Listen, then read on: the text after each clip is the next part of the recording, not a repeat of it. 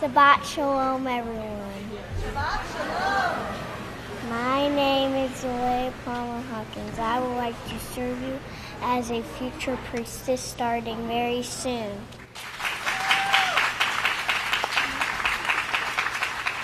It is now time to start finding your seats for Sabbath services.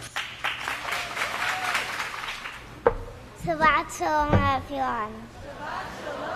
My name is Peter Noah, and I want to serve you forever as a priestess very soon. It is a privilege and honor to present you the Filipino priestess now in the sanctuary.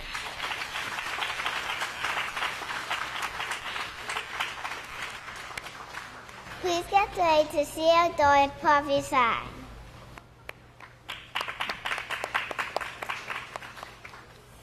Oh, by the way, that is found in Acts 2:17. Shabbat Shalom, everyone. My name is Future Priestess Bathsheba, and I would like to serve you forever as the priestess starting very soon.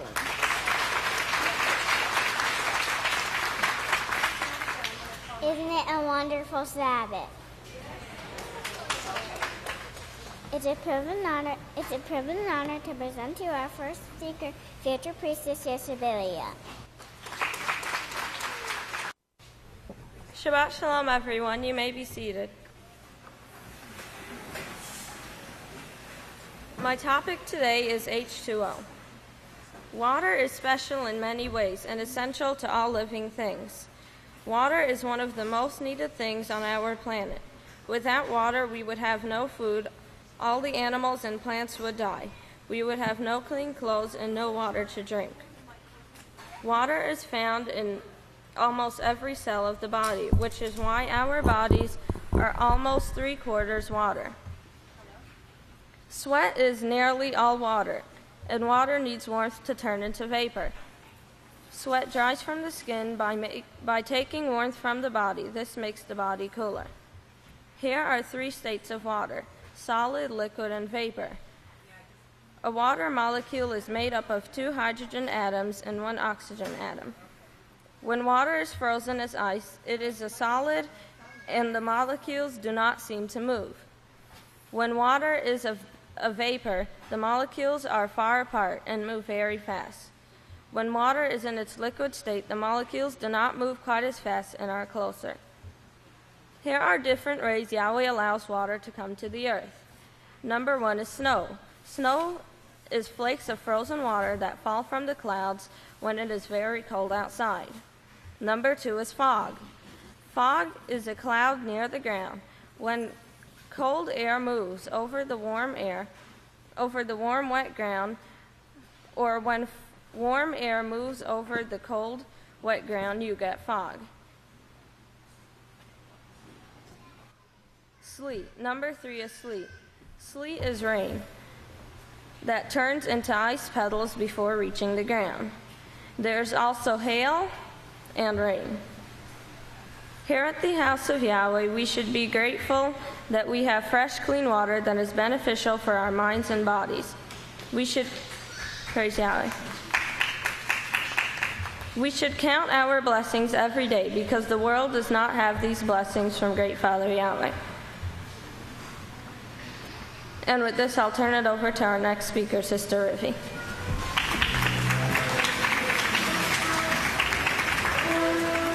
Shabbat Shalom, everyone. You may be seated. Do you see peace in this world? There is no peace in this world. Why? The answer is simple. Isaiah 24 tells us why. Because the world has broken Yahweh's laws, causing iniquity to abound. Today I'm going to talk about Positive Law 172.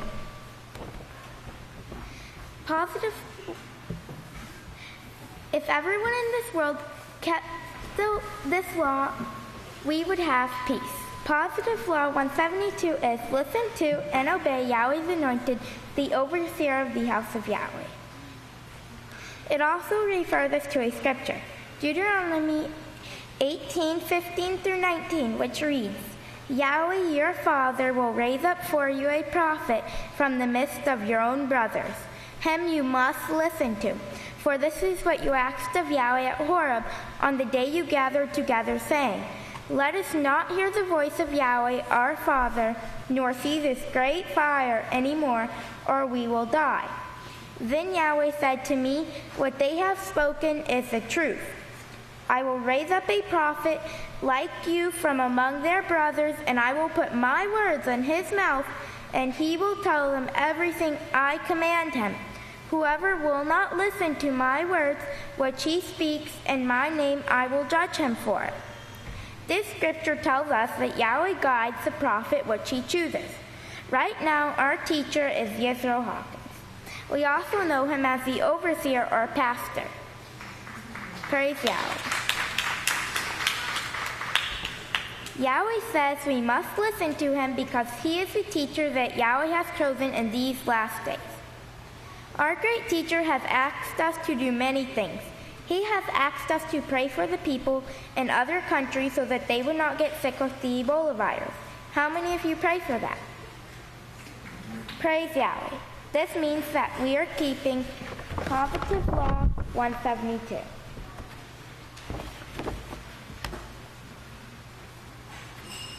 Pastor has also asked us to take butter and honey. To make this an easy task, he provides us with clean, tasty chocolate, honey, and butter balls at the cafeteria. We also have clean, uncontaminated butter and real honey available. Praise Yahweh. Overseer Yisrayl Hawkins has also asked us to prepare for the upcoming destruction. He has been reminding us and asking us to prepare for it. We can prepare spiritually and physically. We can prepare spiritually by studying and overcoming. We can prepare physically by getting food storage prepared for the dark days. We can prepare by getting gas masks for everyone in your family. You can have gas mask drills at home with your children so they can get accustomed to the gas mask. The Preparedness Handbook gives you a list of items you can store for food storage. It also tells you what to do when there is nuclear radioactive fallout. Overseer Yisrayl Hawkins has asked us to do lots of things. The 3 examples I gave are not even half of what he has asked us to do. Remember, if we are not doing what Pastor has asked us to do, we are breaking Positive Law 172. So remember to obey the overseer of the House of Yahweh, Yisrayl Hawkins. Praise Yahweh. Please stand and welcome future priestess Abigail for closing remarks.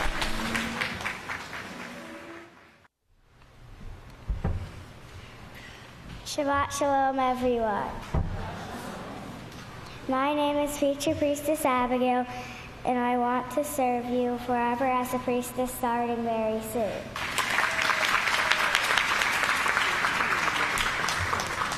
Please make sure you have your pens, paper, and books of Yahweh ready for another educational Sabbath program. I now have the privilege and honor to turn the service over to future priestess Tazaria.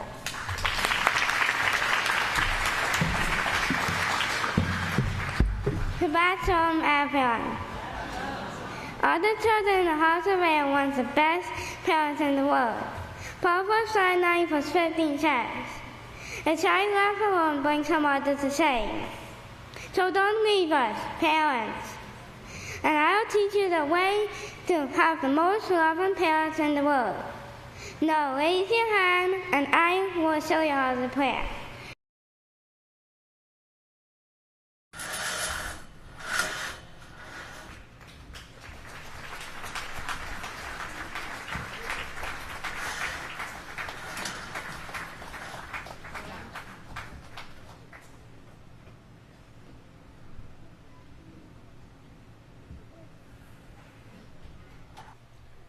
Yes, at this time it's an honor and a privilege to turn the services over to the women's side for their presentation.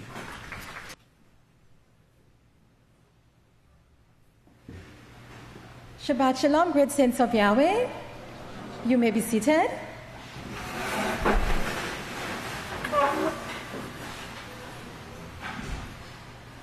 I pray, great Father Yahweh, gives us today peace, joy, and love on this great Sabbath day. A couple of weeks ago, I heard a leader from Britain speaking, and he said, we need to teach the children from an early age. And when he said that, I said to myself, how long has the great last days witness been telling us we need to teach the children from a young age? He continued to say, and you know what? Paraphrased, of course, we need to teach them British culture. I said to myself, British culture? What would that be? In a nutshell, culture is any nation, any group of people, the beliefs, the customs, the habits, anything that they teach their children that goes on to the next generation. So one lord from Britain has an idea, or he wants to express his culture. Could we have, pay attention to the newscaster as he talks about the Lord. Could we have the clip, please? A former UK Defence Minister has come up with an extreme way to curb violence in Afghanistan and Pakistan. He wants to drop a neutron bomb on the country's border. RT's Polly Borgo has been following the story. Joins me live now there in London. So tell us more about this man, Polly. He's a lord, isn't he? He is a lord. Let's take a listen. Up in the mountains, the borders between Afghanistan and Pakistan, there's nobody living there except a few goats. And how many people handling them? If you told them that there were going to be some ERRB warheads dropped there, and a very unpleasant place to go, they wouldn't go there. And you would greatly reduce your problems of protecting those borders from infiltration from one side or another. Who did not catch what he said. Of course, his culture. He said that there's nobody living in the border between Afghanistan and Pakistan, so let's go ahead and send a nuclear bomb. And this thermonuclear bomb is the thing that it burns the people to death, and of course it will not destroy the cities and whatever the buildings. But I hope that the British people can be listening today, because we want to show true culture for now, Yahweh's way, taught and cultured by the House of Yahweh, cultured to our young people, praise Yahweh. And let's show them what truly they should have been teaching the children from a very early age, as the Great One Sent has been teaching us. And with that, let us enjoy and listen to our great young teachers with the culture of Yahweh. And we will begin with Great Deaconess Yisrayl. Praise Yahweh. Shalom, everyone. How's everyone doing today? Praise Yahweh. You may be seated. If you remember last Sabbath before last, one of the Kahans spoke about the water cycle, and he was speaking about how the missionary team went to a water treatment plant, and he said that Yahweh has already set in order a system to purify and to clean the water, that we don't need the systems that the world is producing. Now, in the world today, the teachers in the school will teach you about the water cycle. Today, let's consider the water cycle. And they use all these big fancy words that make it seem like a complicated subject. But when really all they have to tell you is that Yahweh has set in place a system using the microorganisms, the heavens and the earth, and everything set in order to clean, refine, and purify the water after we've dirtied it and make it okay for us to use again. So this morning, we're going to take another look at the water cycle, this cycle of purification. May I have my slide, please? Okay, so look at the water and how it comes up from the earth from all the different areas. You have the oceans, the salt water, fresh water, lakes, streams, volcanic steam, waterfalls, and the springs in the islands. And the water rises up, it evaporates and condenses and goes up into the atmosphere. Then you have the precipitation, where the water is now coming back down and to the earth in many different ways again. You have the rain, the snow in the winter, the hail, floods, dew in the morning, fog, the snow melt running off from the tops of the mountains. Then what occurs to the water? It goes through the ground, the rocks, and the earth itself. Do you remember the Kahan on Sabbath? He was stressing how the water slowly seeps through the rocks, cleaning it slowly, getting rid of all the microbes that are harmful to us and the toxins and all the craziness that we put in the water. And then it's clean again, going into the wells and the plant uptake and the freshwater streams, clean again for us to use in all the ways that the future priestess this morning covered. So, when the Kahan spoke on this, it hastened my thoughts to the House of Yahweh and how the House of Yahweh is going through a refining process as well. Do we get purified in only one way? No, we don't. Is it just like one test and then it's over? You write your answers and then you pass. No, it's not like that. We have to go through all the steps to clean us and refine us slowly through the fire so that we are able to be used as vessels of honor for Yahweh. Is that correct? Praise Yahweh. So, did anyone get tested yesterday? Maybe this morning? Anyone? Have you had your toes stepped on lately? Yes? No? Yes, you have. Maybe your children didn't pick up their clothes on the floor this morning. The children, that's part of it. Training and teaching the children. They're part of the refining process. We're training and teaching them in the way they should go. So don't think that they're left out of this. Yahweh is refining the children and He is using them just as much. Does anyone feel like you've had some alien thing come upon you maybe? You remember the apostle said that it's not alien? He said that everybody is being tested in different ways. And our pastor covered this just last week, I think.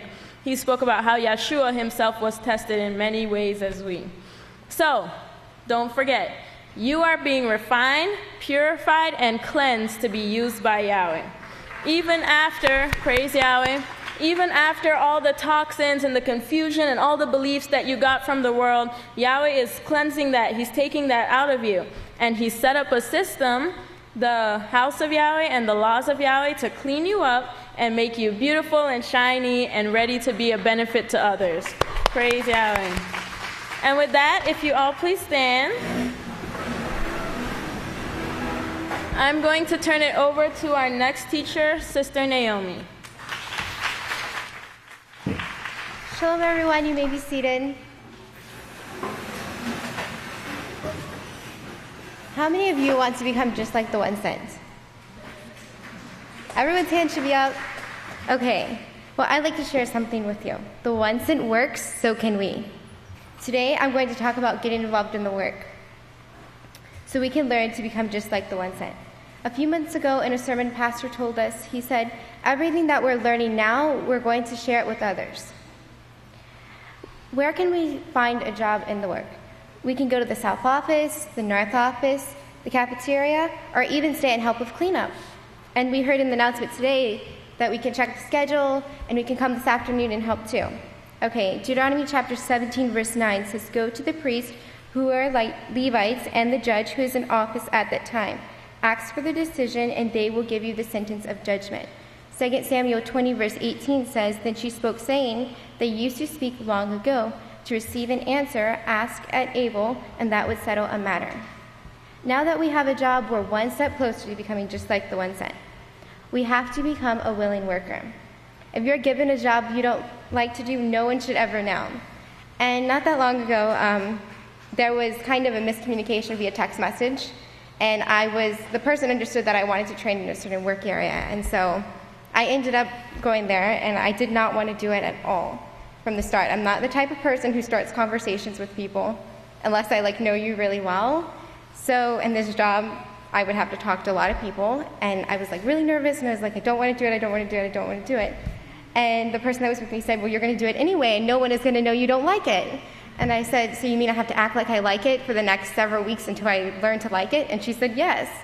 And so I went in there, acted like I totally loved the job, and I did that for so many weeks, and then I was like, why am I still acting like I like this? Why don't I like it? And so I came up with a list of the reasons why I don't like it, and I said, well, what can I learn from this? How can it help me grow to become a better person? And I made a list of that too, and every time I went in there, and I had like a negative thought about why I don't like it, I replaced it with one of the reasons why I should like it. And now it's like I'm asking, like, when do I get to go in? What day do I get to go in? What time do I get to come in? Because now I actually enjoy it. So sometimes,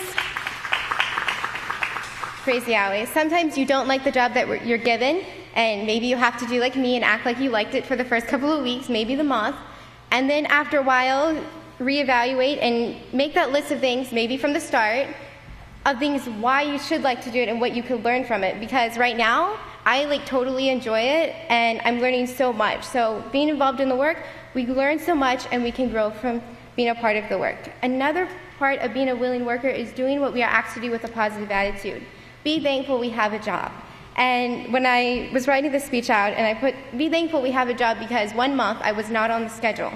And that whole month, it was really hard for me, because it was like, I went to the head judges every single Sabbath, and I said, can I please have a job today? Can I please do something? And so I went to clean up, and I went to the captains. I was like, do you have anything I could do? Can I sweep the floor? Can I do something? Because when you're like involved in the work and then you don't do it for a little while, it feels like something's missing, something's lacking in your life. So get involved in the work. So let's continue on the road to becoming just like the one sent by standing in our place. Now that we have a job and we're doing it with a positive attitude, let's talk about standing in our place. We can stand in our place by showing up on time, and when we're finished with the job, we can ask, what else can I do to serve? In closing, I want to encourage you to find a job, be a willing worker, and stand in your place so we can become just like the one sent, our pastor, Yisrayl Hawkins. At this time, if you'll all stand, I'll turn it over to the next speaker.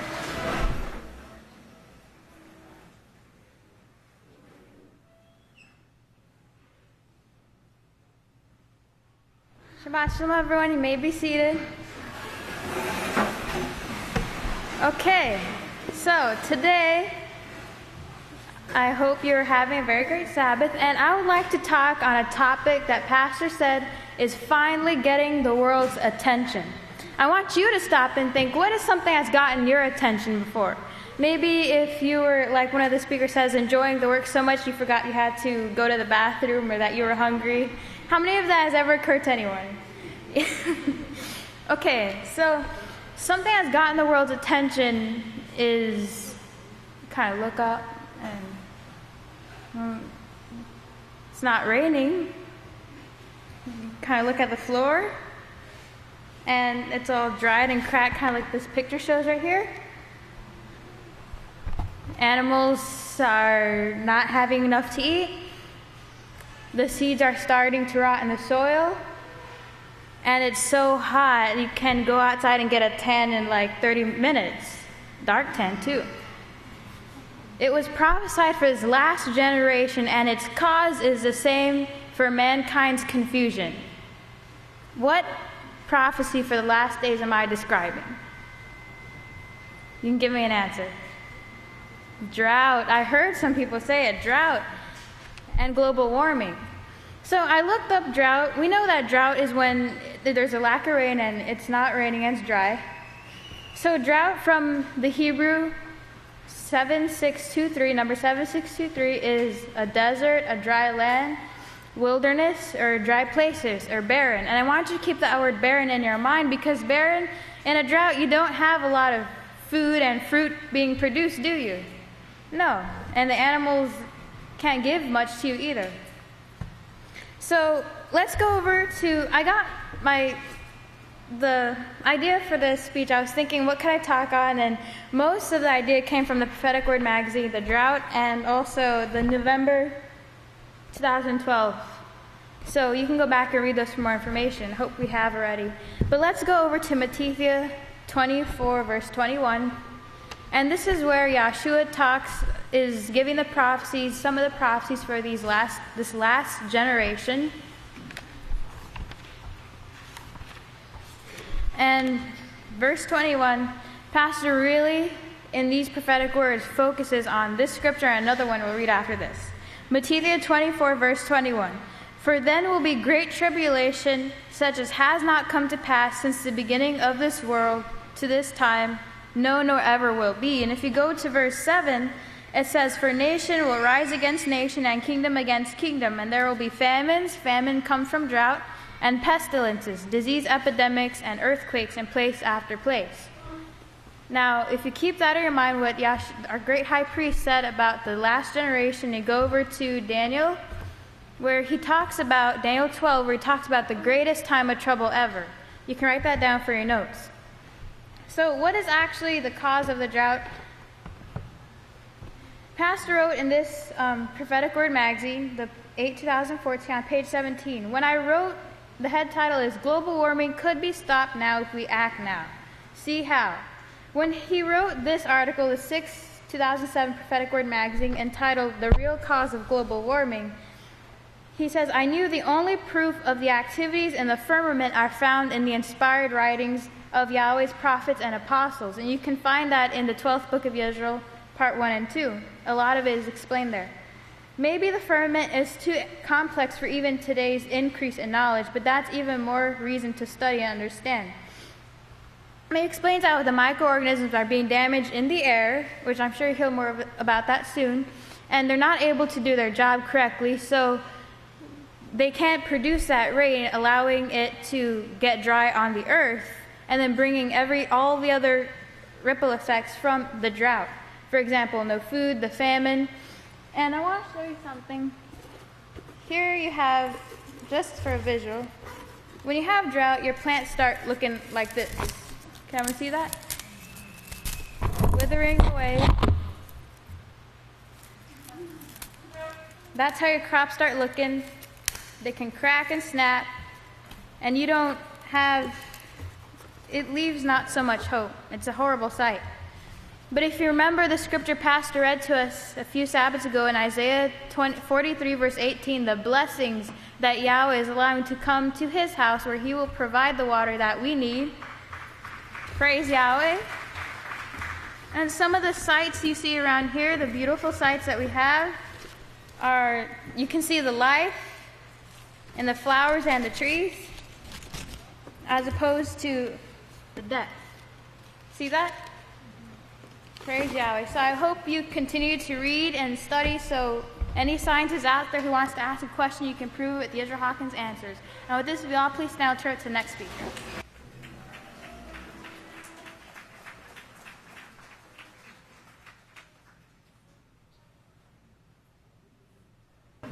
Shalom everyone, you can be seated. Okay, now I'm going to be talking a little bit more of what I talked about last time with the genetically modified foods.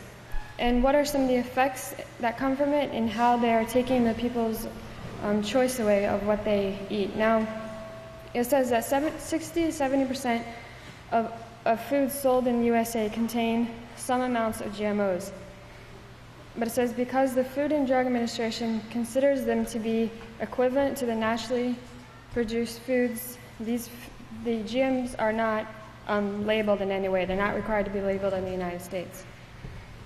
Now, they say that it's almost impossible to keep the GMOs from crossing with the organic seed, the farmers that are farmed organically, because of the cross-contamination of the nearby plants with the pollen from the GMO crops that could transfer certain genes from one plant type to the next. Now, the genetically modified foods are pretty much being pushed everywhere for the money. But there was an article, one that I found of Argentina, the population is being sickened by the spraying of the herbicides that across the country. And the article says that studies strongly suggest that what these crops are being doused with can cause cancer and birth deformities, both which are occurring at increasing rates where spraying is being done. And someone said in the article, it's food for today, but hunger and cancer for tomorrow. Now, the people who are behind the Monsanto and the government, they know what these genetically modified seeds are causing. In the rest of the article, it says, when those affected from the spraying visit their doctors, they are told it's all in their heads. Authorities also turn a deaf ear, as does the government, when it's presented with scientific evidence of the dangerous effects of Monsanto's products for the people and the environment. And just with that right there, you can see, like it says in the scripture, that their love is grown cold, because they know what it's causing, but they no longer have the respect for the people or even the environment. And they try to prevent the scientists from having studies on these seeds because they know once they do, they'll find out the truth of what's really occurring. Now, the article says at the end that it's a win-win for Monsanto, but it's a loss just about for everyone else. So we can see just a little bit of what they're doing to bring in money for themselves, and see why Yahweh created food for clean, healthy food for us to eat, because obviously the way they're doing it isn't working. And if you can turn to Genesis 1, verse 29 through 31.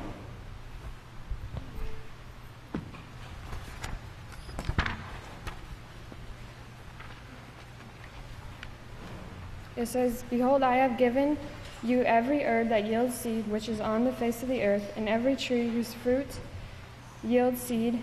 To you it shall be for food, and to every beast of the earth, and to every bird of the air, and to everything that creeps on the earth, in which there is life, I have given every green herb for food." And it was so. Then Yahweh saw everything that he had made, and indeed it was very right. So you can see what the scripture where it says that he can see that everything is right, that he created it perfectly without the need for mankind's better than creations. And everything that mankind twists out of greed only tears down our bodies. And we learn that with many examples, the iodine salt, the artificial sweeteners, and also with the genetically modified foods. And when we change what Yahweh originally created for us, there's no way it can be beneficial for us. And that's why it's so important that we learn about these things so that we're able to guard against what's taking place. And like it says in familiar scripture in Genesis 1:26, it says, "I will make man in my image according to my likeness, and they will have rulership over the fish of the sea, over the birds of the air, over all the cattle, and over all the earth, and over every creeping thing that creeps." So we are the ones that are going to be guarding this food supply. So always remember in conclusion that you cannot improve on perfection. And remember that Yahweh's way is perfection. With this, I'll turn it over to the next speaker.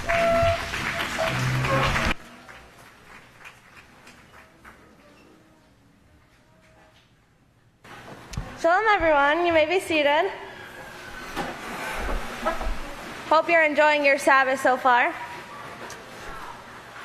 So, by show of hands, who here has been tested this week? Maybe even today? Yes, me too. Sometimes it can feel like 1,500 tests are coming at me at once. And sometimes it can feel like we want to just give up or quit. Throw our hands up and not even try anymore, right? But we don't. We keep going and working and striving. Why? Why do we keep trying? What is it for you that keeps you going, pushing you forward, even through the tests and the hardships that we can experience every day? We have to ask ourselves this and figure out what is our light at the end of the tunnel. I asked a few people this week what keeps them going through every day, and they said the kingdom of Yahweh coming and being able to see Yahweh and Yeshua, seeing all the pain and knowing I can put a stop to it, having true joy with the people around me, and having true health in the kingdom of Yahweh. There is always light at the end of a tunnel and a rainbow after the rain. We have to remember that our journey may be stormy now, but our destination is clear skies. If we endure, then we can inherit the kingdom of Yahweh. So we must strive and push through. There will be no sin and no pain and suffering in the kingdom, as it says in Revelation 21, verse 4. We always have to remember this when we think we can't take it anymore. Just think of everything you have achieved and that it is worth it. And sometimes all we need is to remember why we are here, what our goals are, and how far we have come. The end is coming very soon, and it's going to get much, much harder before it does. So each and every one of us has to set our minds in advance that even through all of the testing and trials, that we can make it through. Yahweh tells us that we can if we choose to do just exactly as he does every second of his day. It's okay to focus on the reward to help us drive us forward. We must continue to strive for perfection and endure, for the kingdom of Yahweh is ours. The kingdom of Yahweh is our reward. I hope that this has been encouraging for you, and please remember that we are almost there. We can make it and receive blessings if we endure. I'm going to leave you with a scripture, Jacob 1 verse 12. Blessed is the man who endures temptation, for he has been proved. He will receive the crown of life which Yahweh has promised to those who love him. So just remember that if we keep trying and doing everything that Pastor has said to do, that we can make it to the kingdom of Yahweh, and we will make it through. And with that, I'll turn it over to the next speaker.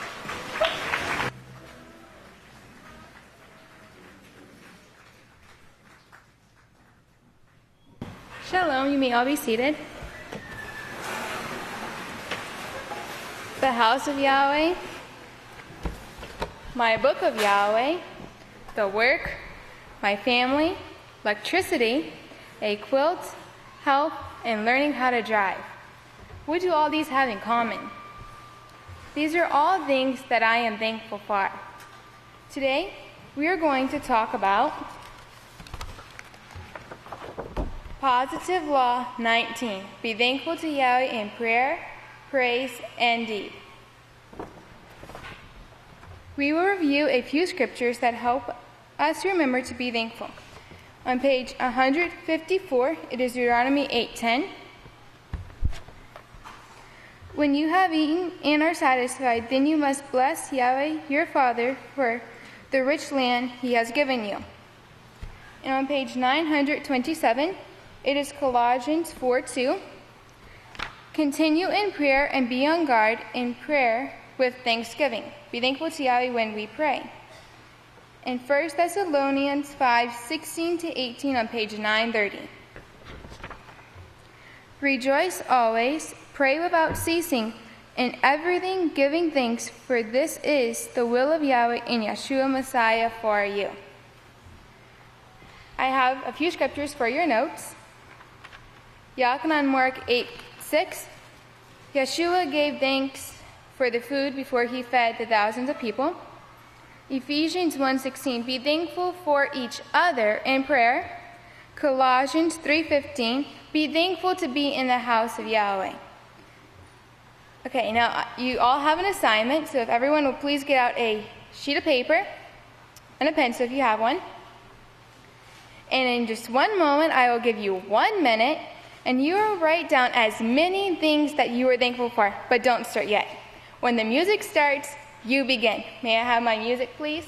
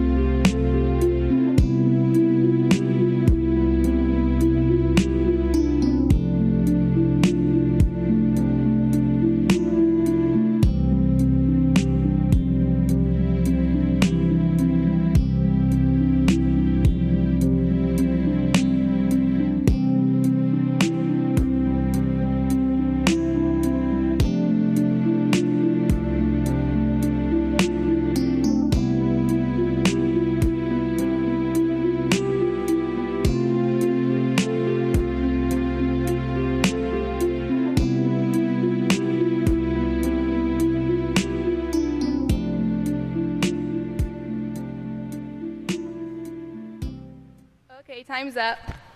Here's my list. It's like 6 feet long. And I hope you have a lot on your list too. I'm going to share what I have on my list. Number 1 is Yahweh, his 613 perfect laws, the house of Yahweh, the book of Yahweh, Yeshua Messiah, Yisrayl Hawkins, the Peaceful Solution Character Education Program, my family, peace, health, joy, love, clean food and water, modest clothing, electricity, basic way of life, the work of Yahweh, the T8 program, music, and learning how to drive. Let's remember Positive Law 19, be thankful to Yahweh in prayer, praise, and deed. Please welcome the next speaker.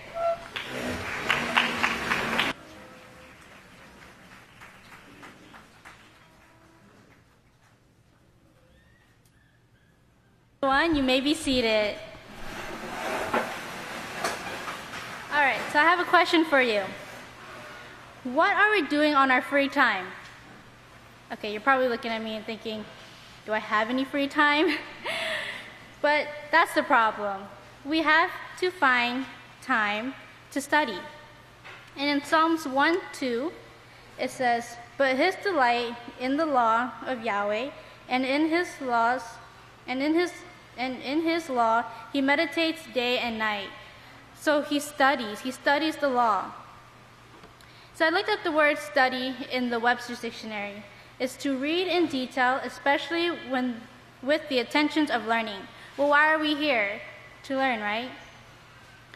But why is it so important to study? Well, so we can fully understand and look back to see what we've been taught. And Pastor wrote so many books just for us, so we can read and we can learn from them. Well, I don't know, but if this ever occurred to you, but it occurs to me a lot. Like, I read a book, and then when I close up the book, I totally forget what I just read. That's why it's very important for us to go back and over and reread again. Because how long have we been reading the book of Yahweh for? Forever now, at least since I've been here. But there's always something that we just didn't see until someone actually pointed out to us. And that just shows us how much we need a teacher when we study, and we can't study without a teacher. And because if we don't have a teacher who's been inspired and understands the book of Yahweh, we will be just like the world, thinking that Eve actually literally ate an apple. But is that true? No, because Pastor taught us and he showed us that there was a tree of life and a tree of the knowledge of righteousness and evil. And Eve partook of the tree of the knowledge of righteousness and evil. But also, Pastor is exposing every lie that the beastly system says. And the beastly systems say lies to deceive the people into believing them. But Pastor is able to expose their sin because he studies and he's the one sent. And we need to study if we want to be able to answer all those questions when the 2 billion comes, because I'm pretty sure they're going to have lots of questions for all of us to answer. But don't forget, not only study, but to make time with the children to also study too. Like, study with them. And in Deuteronomy 6:7, where it talks about you must teach them diligently to your children and talk about them when you sit in your house and when you walk on the road and when you lie down and when you rise up. So study with them. Try to make time for the children, because they will be also helping us to teach the 2 billion and answer their questions as well. And in 2 Timothy 2:15, it's on page 938, it says, "Study to show yourself approved to Yahweh, a workman who does not need to be ashamed, rightly dividing the word of the truth, the law, and the prophets." So when we study, we show Yahweh we are ready. And even when we're put on the spot. So are we ready? Praise Yahweh. I hope we're ready, because the 2 billion is going to be coming very soon. And with this, I'd like to turn it over to the next speaker.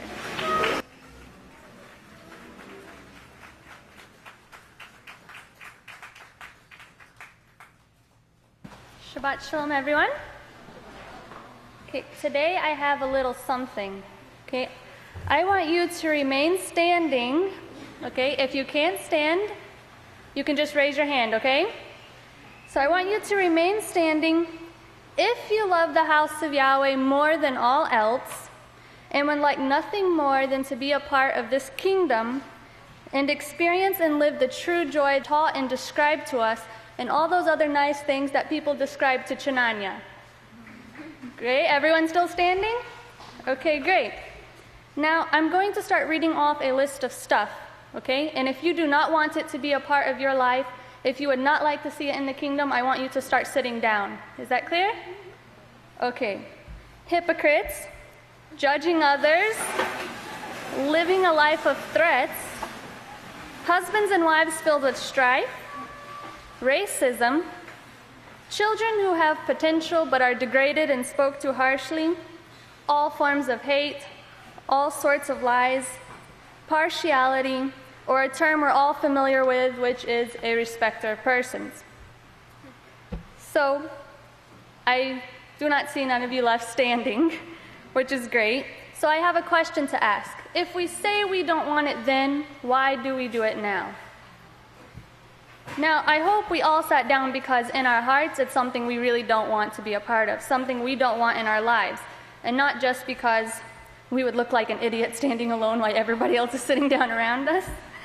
But it's just like habits, you know. When you set your mind in advance that you can overcome that, you're going to be able to and you stick to it. So it's the same thing with this. When you set your mind in advance to not want to fall in one of those categories that we just mentioned, we'll be able to do it. Now, I wanted to touch on just a little of the problems because I don't have much time to do them all. And the first one being hypocrites. Now, I know I lost the majority of you guys on hypocrites. Y'all all started sitting down. And many times we fall into that category and we may not even realize it. A hypocrite is a person who pretends to have virtues, morals, beliefs, and principles, etc., that he or she does not actually possess himself. Now, hearing virtues, morals, principles, beliefs, all that combined in one makes you think of what? Yes, she's right. She's lipping it. But it is the peaceful solution, right? And many times we can quote, we can memorize, we can answer any question that's given to us about the peaceful solution. But if we don't practice it, what benefit is that to us? We're supposed to study to show ourselves approved and then apply it. And as representatives of the Peaceful Solution Character Education Program, it's our jobs to make sure that we practice what we preach.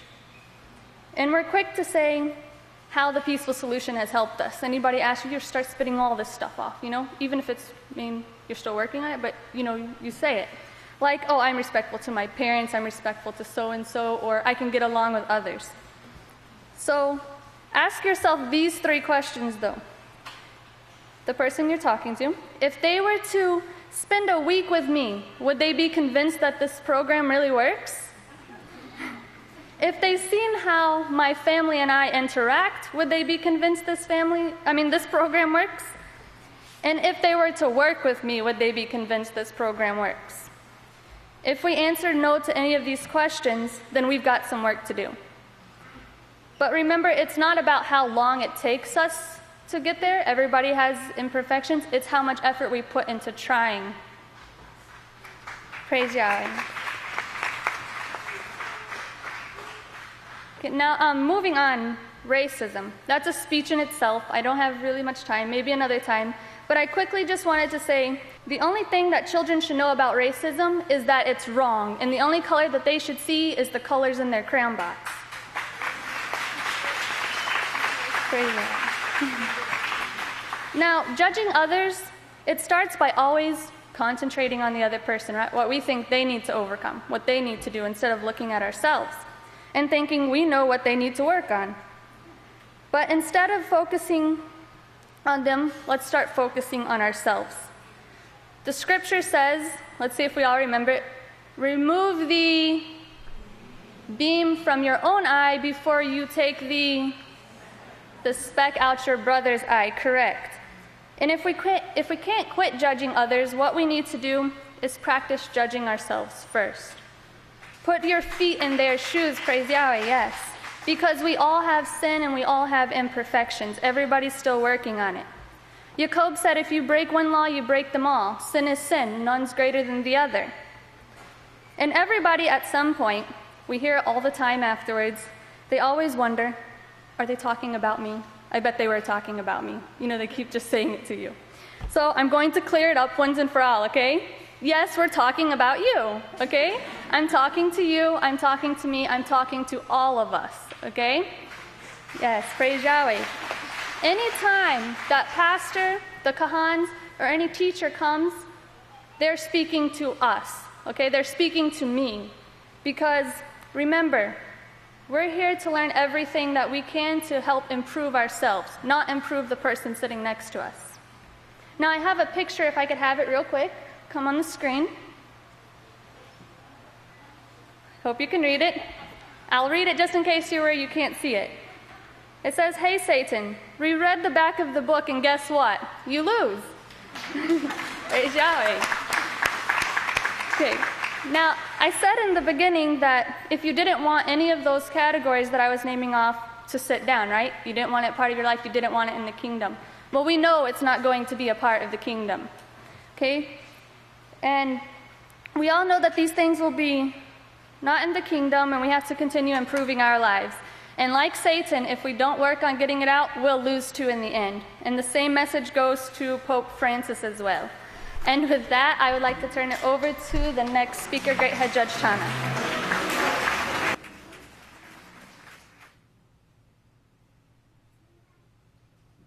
Shalom. You may be seated.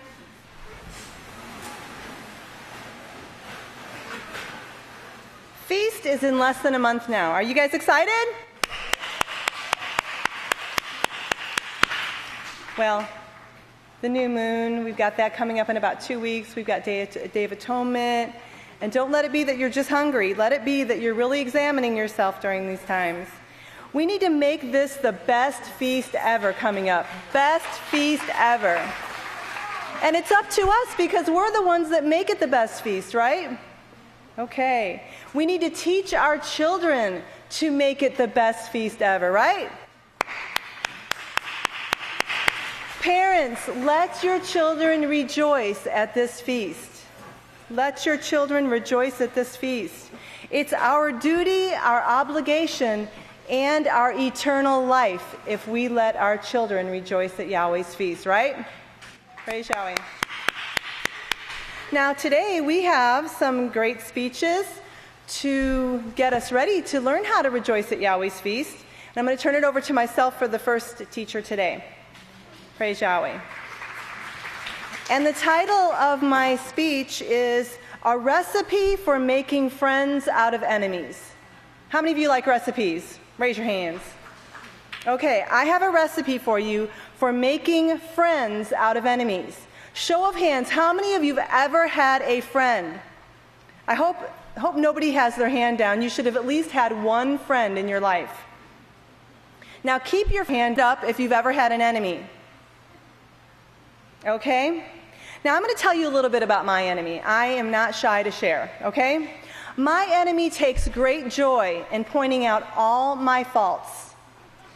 She constantly tries to steal my joy from my walk with Yahweh. She tries to tell me I'm not great enough, I haven't overcome enough, I can't do this right, I can't do that right. She complains. She's constantly complaining about all of you.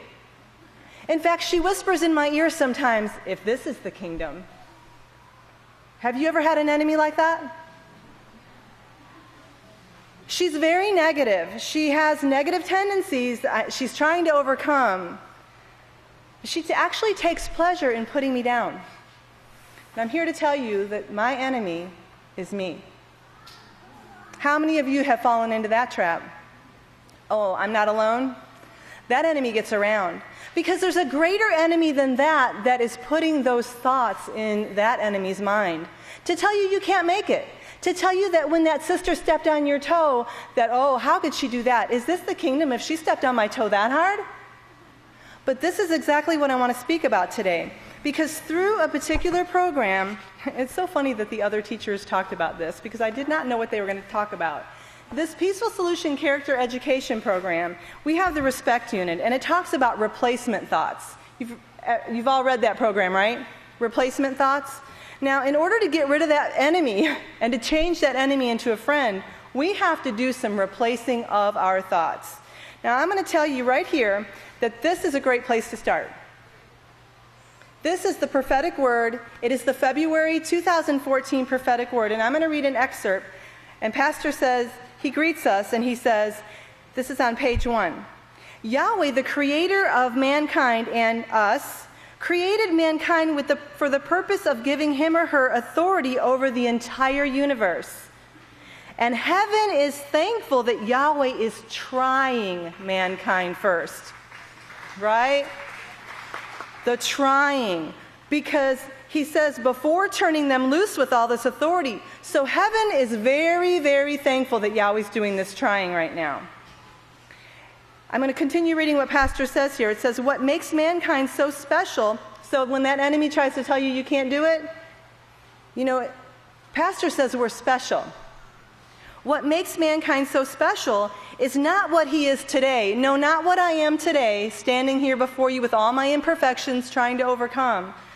But Pastor says, but what his or her potential holds in the purpose for which they were created, as revealed by Yahweh's inspired prophets as they wrote under inspiration. Now, Yahweh is turning up the heat. Can you feel it? Okay, great. Now, in my recipe that I'm going to give you today, you're going to need a canning jar, a pressure cooker, and a heat source. Okay? I want you to remember that. A canning jar, food, a pressure cooker, and a heat source. Keep that in mind. Now that we know that Yahweh's turning up the heat on us, I want to talk about some of my friends, because in the Peaceful Solution Character Education Program, it talks about how you have to replace these negative thoughts with positive ones, right? Do we all know that? The best place to start is with some positive friends, and I'm going to tell you about a couple of my friends. One of them, her name is Nora. Now this woman, even though hypocrites and haters were persecuting her, big time, she didn't allow negative thoughts to overtake her. She did not allow herself to hang around with enemies. She continued the work with no doubt, right? Do you remember Nora? I hope she's one of your friends too. Okay, your walk isn't always going to be easy. I want to tell you about another friend of mine. Her name is Miriam. She gave birth to Yeshua. She raised him up in righteousness. This guy was perfect. And she had to sit there and watch him get drugged, arrested, and murdered for the things that she taught him. Was her life easy? Did she give in to the enemy within? No way. I'm going to tell you about another friend of mine. I don't know him. I haven't met him personally, but his name is Noah. This guy was in the House of Yahweh a very long time. He built a big ark. And it didn't rain, and it didn't rain for a really long time. Did he give up? And he was here a lot longer than we are, okay? What about our pastor? I saw him get arrested. He gave up family, friends, many, many things. And he's still tirelessly doing his job. Do you think he gave in to the enemy? No way our pastor wouldn't give in to the enemy. I've seen him go through so much. I'm going to read a couple scriptures for you, though. Jacob 1, verses 2 through 4. My brothers and sisters, count it all joy when you fall into various temptations. I used to think, what were the apostles thinking to write that? Count it all joy? I was like, dudes, I don't know what you're thinking. Now I understand, because I didn't get to the next verse. Knowing that the testing of your faith develops endurance. And endurance, let it have its perfect work in you, so that the enemy will get out and you will be perfected. 1 Kepha 5, verse 10. But may all merciful Yahweh himself, who has called you to his eternal glory in Yeshua Messiah, after you have suffered a while, let's insert a long while, okay? Perfect, establish, and strengthen and settle you. Okay, so we can get rid of that enemy within, right? What about Jacob 1:12? Somebody already read this. Blessed is the man or woman who endures temptation, for when he or she has been proved, he or she will receive a crown of life which Yahweh has promised to those who love him. Romans 8:18. For I consider that the sufferings of this present time, today, tomorrow, yesterday, are not even worthy to be compared. Underline that. To the glory which will be revealed in us when we get that enemy out.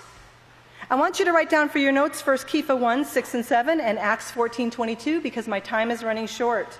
And I want to read an excerpt from Pastor's sermon given on 12/19/09. Pastor said, well, are you ready? Are you ready spiritually? Have you overcome everything that Yahweh wants you to overcome? He's waiting on you. We're not waiting on him. He's waiting on you to get ready. So I'm sorry I just read that. So I'm going to get ready now. if I've been the one holding this up. If you're all already perfect, it's me. But what does this have to do with canning jars, food, pressure cookers, and a heat source? I hope you figured it out by now. We are the jars.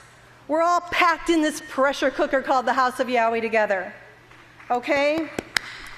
That's the House of Yahweh. Yahweh's laws is the food, that spirit holy within us. We are pressure cooked with tests and trials to prove that we're ready to be sealed. Have you ever seen a canning jar that's not sealed? It doesn't seal. All that's in there is rotten food, and you can't eat it, and it's not fit for the Father's use. So, sisters, House of Yahweh, only those who endure to the end in this pressure cooker are going to be able to be used by Father Yahweh. So let's make a friend out of that enemy with the Peaceful Solution Character Education Program and all of Yahweh's words that he gives us by our great overseer. And let's choose to replace those negative thoughts with positive thoughts and chase that enemy down the road. Praise Yahweh. And with this, if you'll all please stand, I'd like to introduce our next speaker. Praise Yahweh. Shabbat Shalom, everyone. You may be seated, and may the peace of Yahweh be with each and every one of you. Okay, so I'm going to bring you back many, many years ago when you went to school for the first time.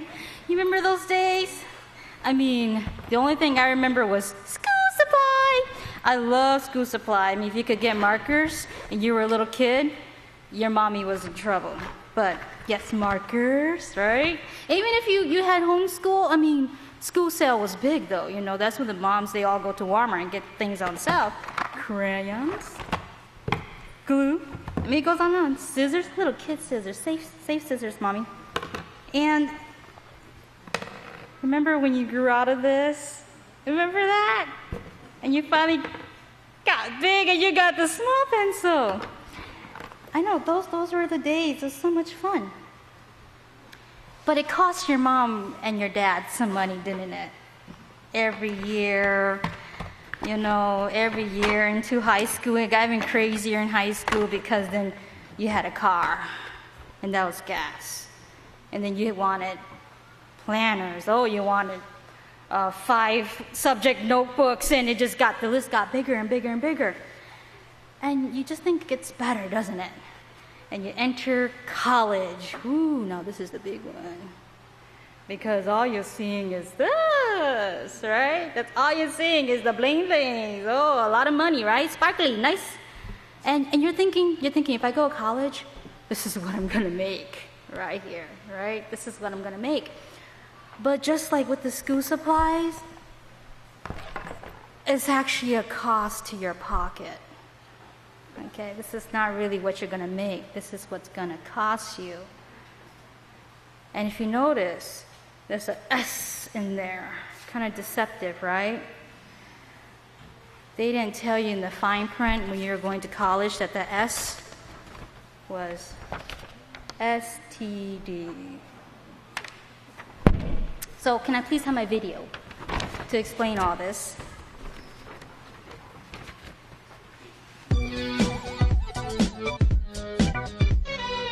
I got mine when I was 18. I got them when I was 21. Student loans. Student loans. I contracted student loans at 19, and I'm one of millions. Almost half of all Americans between the ages of 18 and 22 are fiscally active.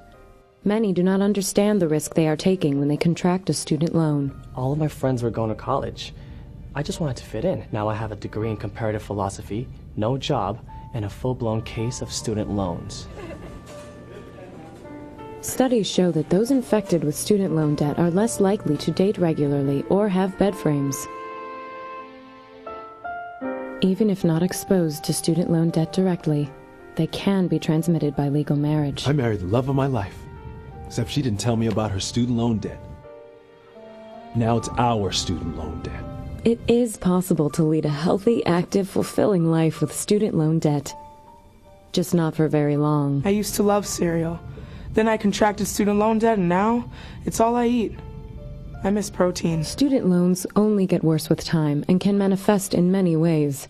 Studio apartments, having roommates well into your 30s, top ramen, and driving a car older than yourself. If you have been exposed to student loan debt, contact an accountant today. There is no cure for student loan debt, and there is no hope.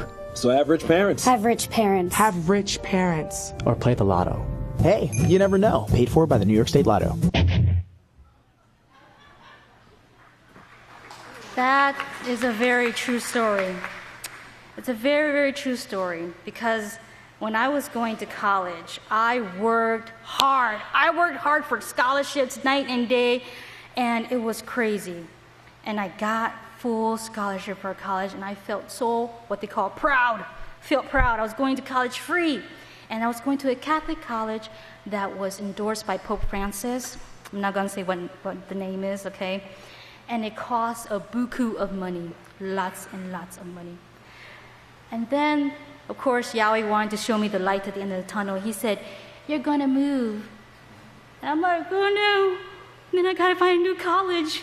And where's all the money going to go?" Well, I got a new college. I went to a new college, and in the fine print of the cost of the college, it gave me loans. And I said, "Oh no, I can't go there." And my mom said, "Cross that out. Go and tell them you want no loans." But that cost us $4,000 out of our pocket for half a year. That is the STD. That is the student tuition debt for trying to get knowledge and wisdom from the world. But let's talk about the real STD too. Do you remember Pastor talked about how these college students are getting raped? And the rate of it is so enormous because they say in the article in Wikipedia that 1 out of 4 college women gets sexually assaulted. They get raped. But only 95% of them report it. So it makes you wonder, well, what is the actual numbers then, right? What is the actual numbers? It's a little scary, very, very scary. But is it worth the cost to get that kind of knowledge? Is it worth that $4,000 I had to go in debt for? Not really. It's not worth that cost. And I want you to understand that in the house of Yahweh, everything is for free. Is that true? Every single knowledge is for free. No fees, no STDs, and free knowledge. But what is knowledge? Knowledge is the wisdom. And you think about the word wisdom, it's not just being smart. Wisdom is when you can apply that information. It's information that you can apply to your life, right? Information you can apply to your life. In Ecclesiastes 7, verse 12, for your notes, it says, "Wisdom gives life to those who have it." Wisdom gives life. So, yes, at times we do have lots of supplies. We do have lots of supplies in the house of Yahweh, because as you grow up, your book bag kind of change, and you get a nice fancy one, fake leather, but, nice. Okay? And then you pack it up with all these wonderful house of Yahweh supplies, right, that encourages you. And not only that, but you can still buy your school supplies of the gold pencils, right? We're all going gold and purple now. So it's things that you can still look forward to, this great wisdom of Yahweh. And in Proverbs chapter 3, verse 16, on page 497,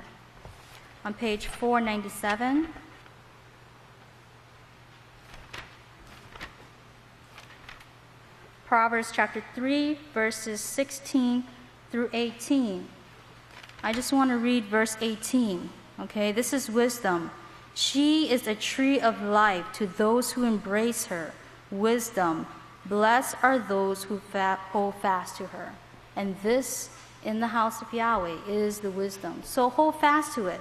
Don't contract the STDs. Don't, please. It's an abomination. Everybody knows that, right? So keep your mind and your heart set here with the wisdom of Yahweh. And with that, I'd like to turn to our next speakers.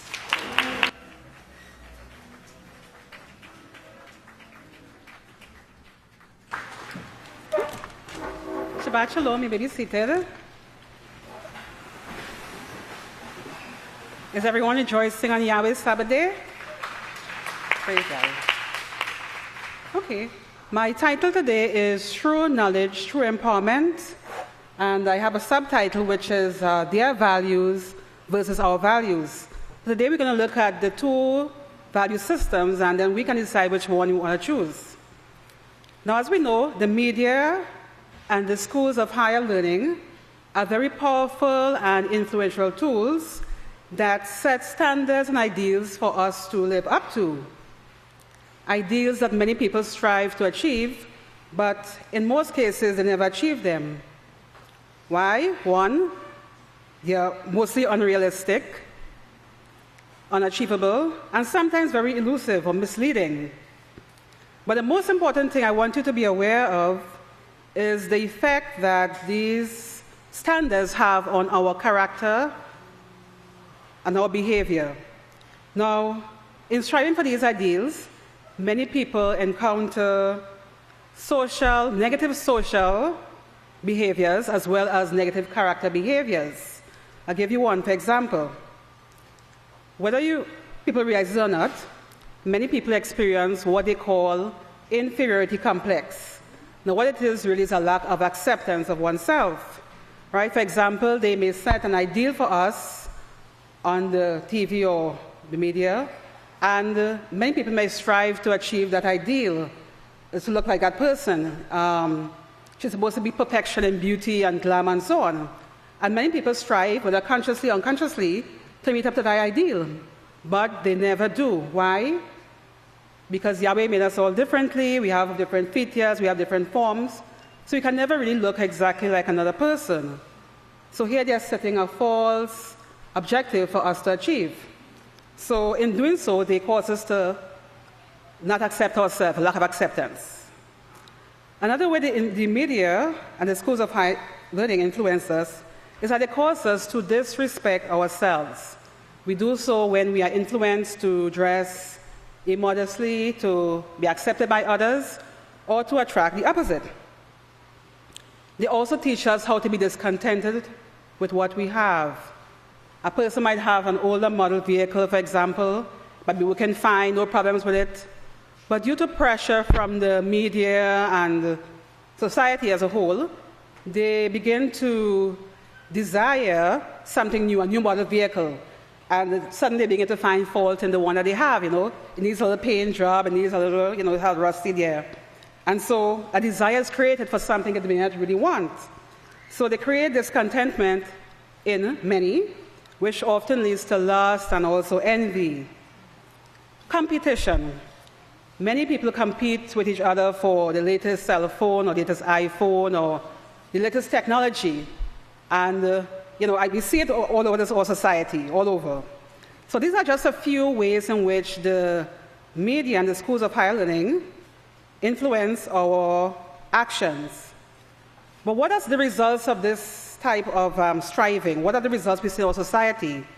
Well, it's very evident.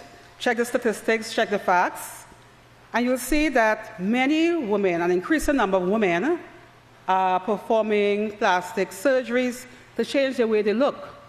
They want to look like someone else. They don't accept themselves, lack of acceptance.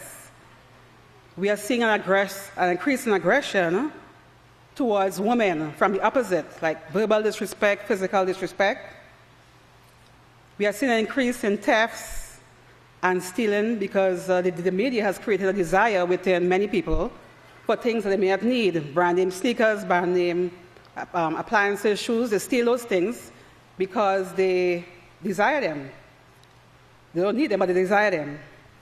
We see an increase in divorces. They say 51% of all marriages end in divorces, and 80% are the result of financial conflicts between husband and wife, not enough money to buy that new car, or that new house, or that new TV. So conflicts arise and divorce ensues. We see a rise in STDs as people jump from one partner to the other.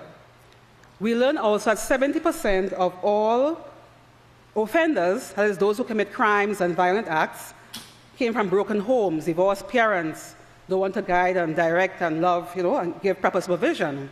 So these are the results of today's standards and ideals that we see in today's society. Do we want this type of value system in our lives? No, we don't. They are amounts to nothing. Well, let's go quickly to the house of Yahweh and see what Yahweh has to offer. In Yahweh's house, we are training for a kingdom that will last forever. It will never end. We are learning our true purpose in life and how to achieve that purpose. We learn how to live peacefully with each other and with ourselves, how to solve conflicts and resolve conflicts peacefully.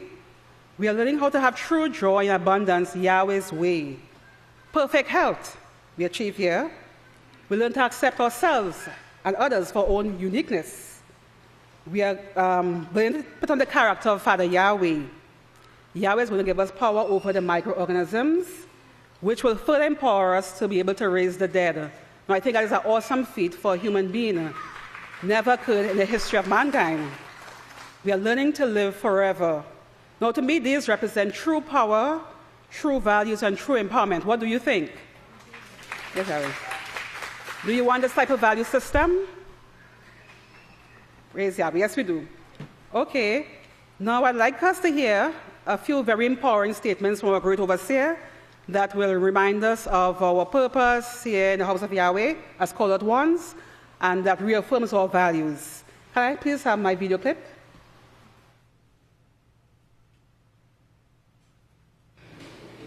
The only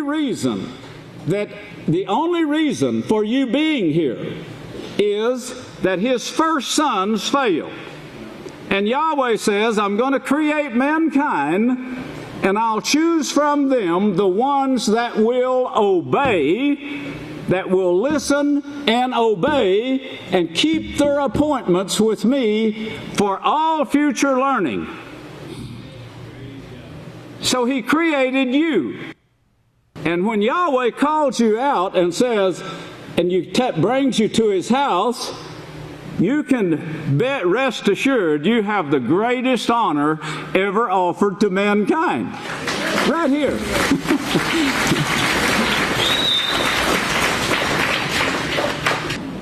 You must bring forth this kingdom yourself, and you must believe in it 100%. But come to perfection, and let's all be a part of it together, and we'll live joyously ever after. And we'll live joyously ever after.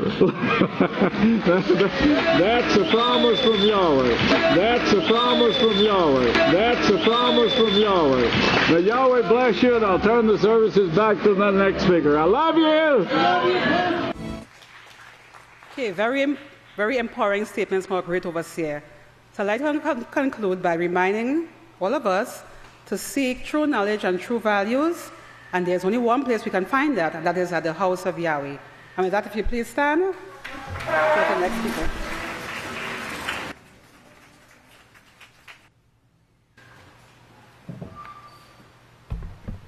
Shabbat Shalom, everyone. May the peace of Yahweh be with each and every one of you. You may be seated.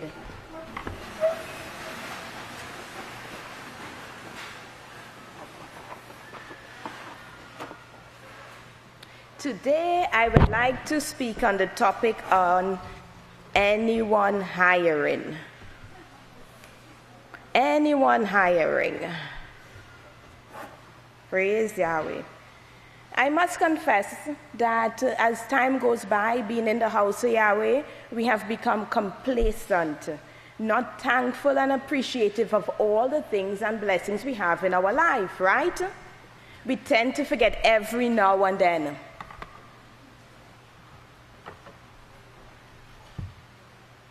Of all the things the overseer has done for us every day, week after week, year after year, decade after decade. I am blessed to speak ever so often, and the amount of energy and research that goes into it is a bit overwhelming. It is. And if I had to do it every week like the overseer, I would certainly die from anxiety. I would die. But not overseer at all. Never him. He gets up here and does it week after week, time and time again. Have we ever considered the amount of studies that goes into that? the amount of energy, research, things like that? No. We took it for granted. In the last 6 months alone, what has the overseer done? What has he done?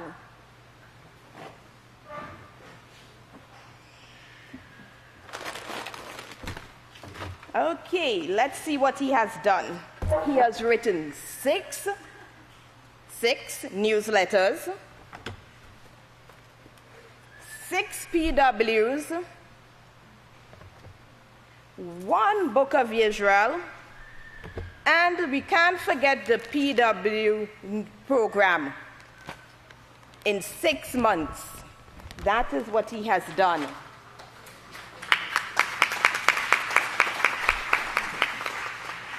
On top of that, he answered his 2 phones, solved all our problems, provide us with everything we need. He has done all of that for us. But we have taken it for granted. And one more thing, a little birdie told me they even saw him mowing the lawn. Overseer pushing the lawnmower, mowing his lawn. Praise Yahweh. And imagine he is 80 years old. 80 years old. Can you imagine 80 years old? No. According to the world standards, overseers should be retired. Living in Miami, in a beachfront condo, wearing a Hawaiian colorful top, Bermuda shorts, all because Texas coldness is too cold for his joints. That's what 80-year-olds do in the world. But I would like to all of you to consider, what have we done in the last 6 months? Think back. Have we done all of this? No. No. We can definitely agree that Israel Hawkins is doing his job.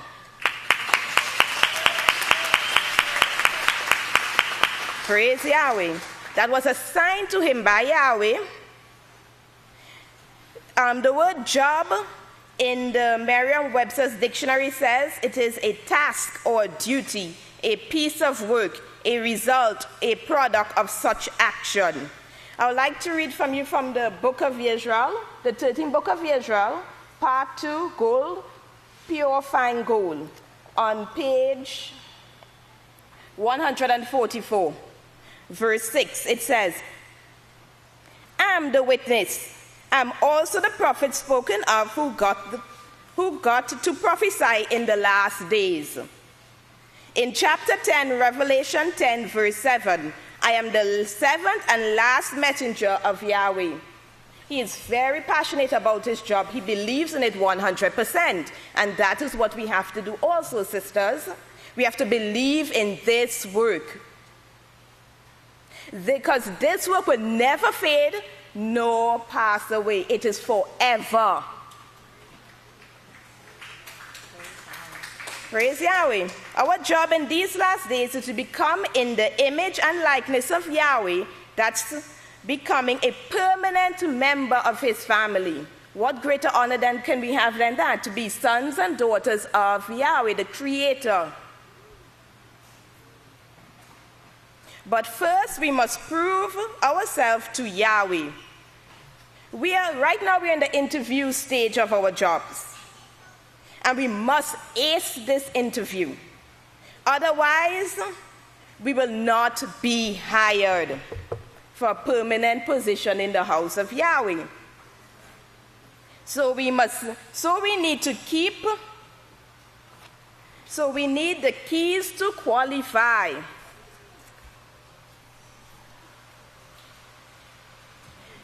First, we must go to the place Yahweh chose to place his name, which we know in the last days is the house of Yahweh. Secondly, we must repent and confess our sins. We have heard all these scriptures over the years, many, many times, nothing new. Then we have to get baptized. We have all done that. We have baptized. Fourth, we need to convert. That's the catch there. We have to convert.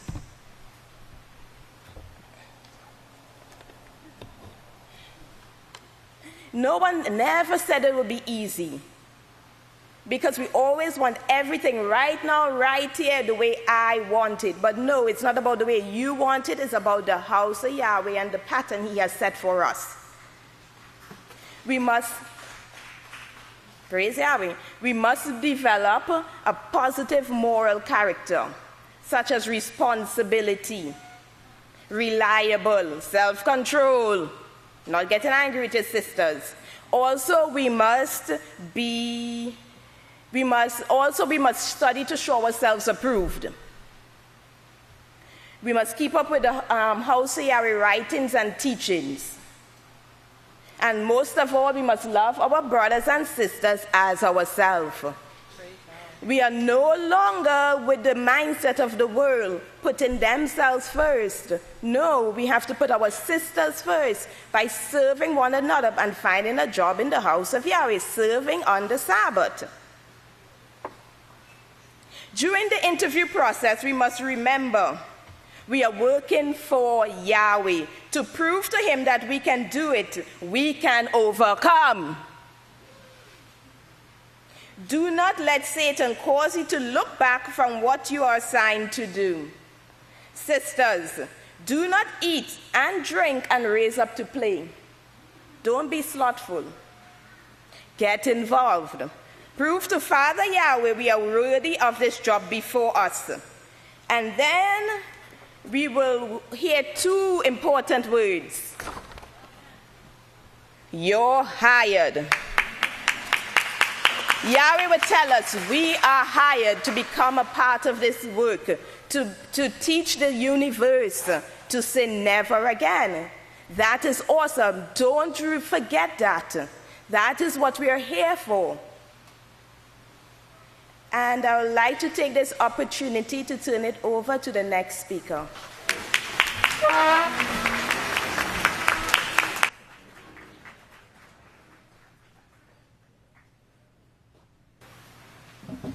Shalom, everyone. You may be seated. I'm going to continue on with the last presentation that I had performed, and the title of my presentation today is Where's the Rain? In Job 26:7-10, it states, He stretches out the north sky over an empty space, and He hangs the earth upon nothing. He drew a circular horizon on the face of the waters as a boundary between light and darkness. The questions that the scientists are asking right now is, does the rain come from life in the clouds? Formation of ice in the air depends on water molecules latching together in a very specific hexagonal pattern that resembles three-dimensional chicken wire. May I have my videos 1 and 2, please? Once enough water molecules organize into that pattern, an ice crystal grows rapidly. The droplet freezes in an instant, but getting that hexagonal patterned ice embryo to form in the first place is difficult. At just below 32 degrees, more than 100,000 water molecules need to latch together before the crystal becomes stable enough to grow on its own. Since water molecules are constantly dancing around with thermal energy, the likelihood of enough water molecules happening by chance to strike this collective pose is exceedingly low, even at much colder temperatures. Some particles facilitate the process, however, through a process called nucleation. And the video is the pictures of the ice crystals that the scientists in this one university have actually taken pictures of. And it's from snowcrystals.com. If you want to go to that website, you can actually see the pictures of the six-sided ice crystals that the scientists have taken pictures of.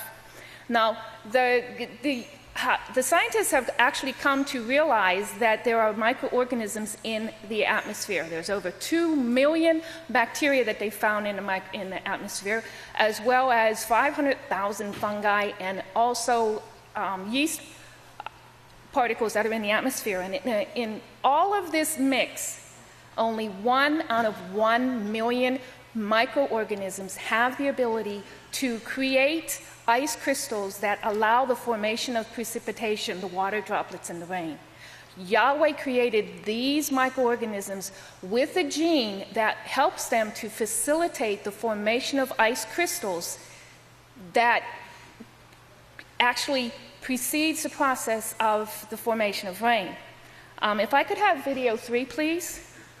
Now, these crystals are forming in clouds, and the clouds, everybody thinks that the clouds are way up in the atmosphere, but the clouds are part of an ecosystem where the clouds actually interact with the Earth's crust and where we are.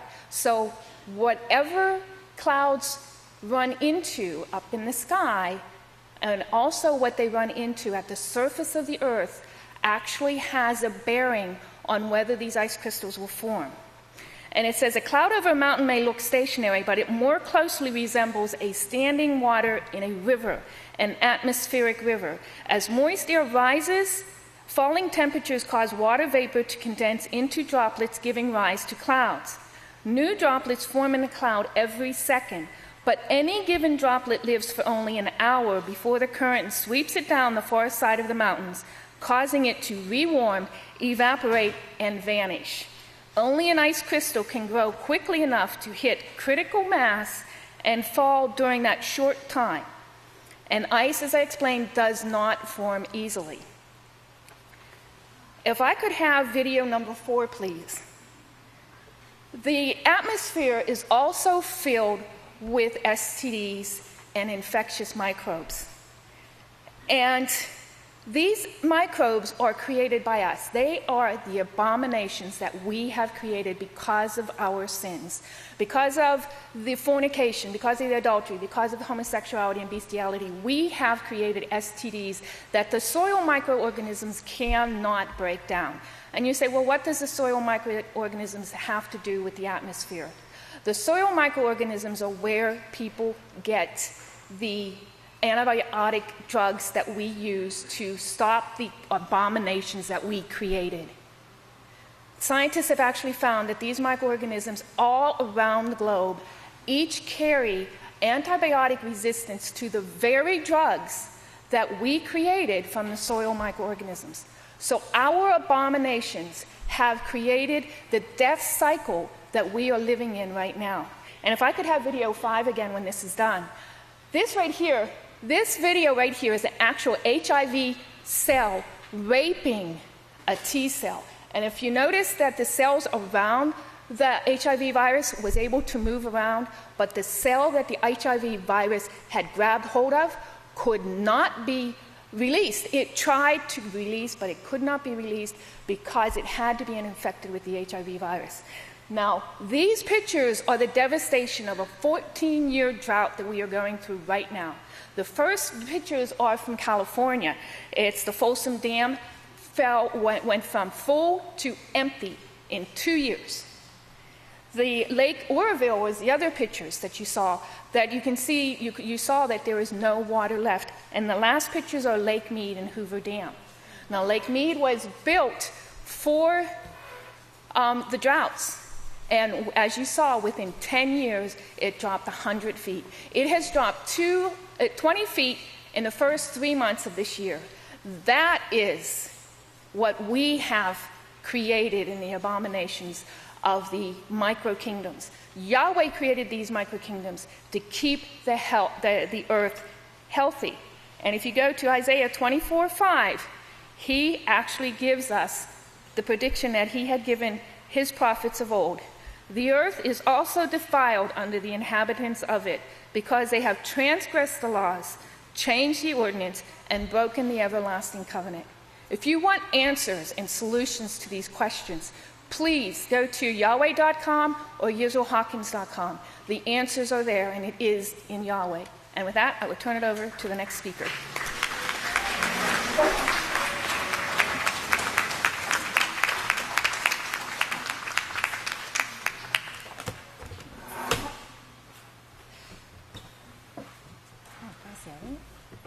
Shabbat Shalom again, saints of Yahweh. You may be seated. I said I was going to talk a little more on the term culture. And just to refresh our memory from earlier, culture we said was all the beliefs, customs, habits that one nation or one group of people teach their young, and that goes on from generation to generation. Now, what do you think with that definition? Do you think it stands to reason to say that the House of Yahweh, we have our own culture? For example, honey butter balls, as somebody mentioned earlier. And all the things we do that we teach Yahweh's children, we train them, and we want that to be in their DNA and become a part of their life. Now, last time I spoke about Pepper. May I have Pepper the robot, please? And culture doesn't have to be written out in a book and say, our culture is so and so and so. Culture is taught by the examples of the adults, by the books the children read, by the things they buy. Of course, by the experiences that we as the nation, whatever group of people, give them. Pepper, she's gone. If we could have her back a little bit. She's supposed to be the next babysitter. House of Yahweh children, do you think she knows the 10 Commandments? Well, let's ask her an easy one. Pepper, do you know the name of the last day's witnesses? Children, they say that Pepper, the robot, when the child is happy, she will keep the child happy. When the child is sad, she will try to make the child happy. Let me ask you a question. We know that children in the world now, they suffer from malice and all the microorganisms now that the children have that have changed their nature. When the child begins to show anger and rage, what is Pepper going to do? Do you see how big her hands are? Very nice. With that said, who teaches us our culture, meaning our beliefs and our customs? Can you turn with me quickly to Isaiah 54, verse 13? So we can make a distinction with the House of Yahweh and the world. And from then on, we won't call it culture in the House of Yahweh. We'll call it the way of Yahweh. Isaiah 54:13 says, all your children will be taught by Yahweh, and great will be the peace of our children. Peace of our children. The world has a war culture. Our children are going to have peace when we teach them Yahweh's way. True or false? Very nice. Let me show you something. So we went to get something about culture for the children. And you remember Lord Gilbert earlier, he said that he was glad also that the nuclear bomb was invented. He was delighted. So the way of the world is a way of war. It is taught to the children. So I said, well, let's see other culture things that they want to really teach them and train them in. And you won't imagine what I have here. Anybody knows? We don't know that. We don't teach that culture in the great House of Yahweh. So this is his bag. Your little boy will have a bag. And in the bag, he will have his, I'll read it to you. It's a 7-piece set. He will have his gun. He will have his knife. You know what? There was a slot for the knife and the knife disappeared. Do you think somebody stole the knife? He will have his headset. He will have his hood. Don't Esther. He will also have the backpack to keep it in. And guess what he's going to have? His 2 grenades. It is a culture of war. We, the House of Yahweh, we want no part to do with this. It is the way, praise Yahweh. It is the way of Cain. In the House of Yahweh, we want to teach peace, true peace, taught to us by the great last days witness, Yisrayl Hawkins. And this is the way we want for our children. And they're asking now, they're afraid because they say, oh, it looks like all our young men want to join ISIS. Have you heard of ISIS? Yes, it's the group that they've cultured to teach war. Have they not cultured them to teach war? With the video games? Yes. And they say, oh, we are afraid our young men are all wanting to join ISIS. And I say, oh, it's the video games. If you saw the news lately, the ISIS man has the gun. He's not afraid to use it. Where has he been cultured? Who has cultured him? Great House of Yahweh. I'll just show you this one really fast. Who cultured them to dress this way? House of Yahweh, do we want to be a part of this? Do we want our young girls to be a part of this? This morning, did we hear true Yahweh's way taught to us by the great young teachers who have been taught only Yahweh's way?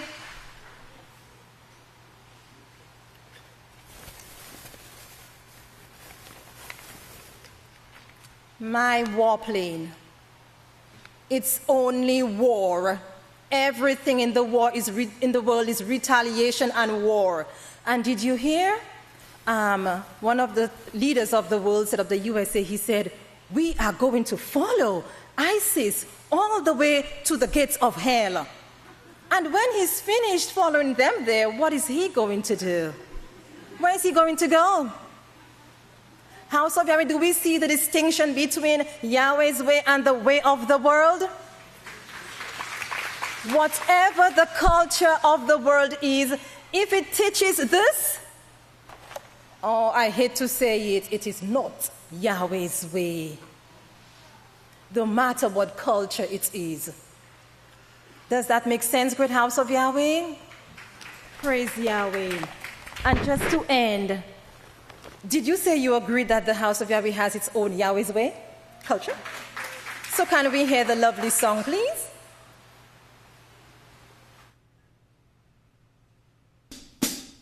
We don't smoke marijuana in a building,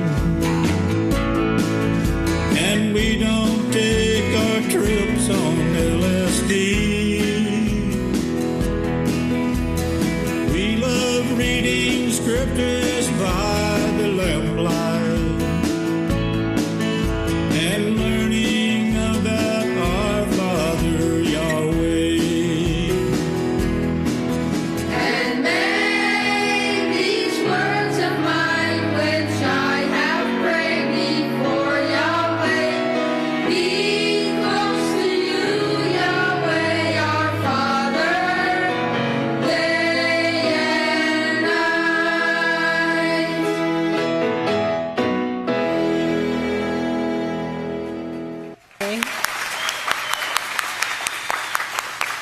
And with this, I have the pleasure of turning over to the great priests of Yahweh.